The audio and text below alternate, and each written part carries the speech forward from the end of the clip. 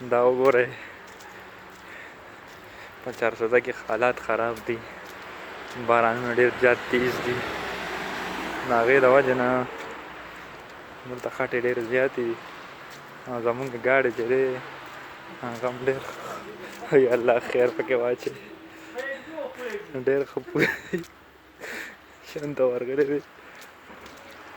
دا دي کسان ناخطا دي، دا ملګری راخطا دی، چارې راوړه، اوس ده پکې الله خیر واچوي.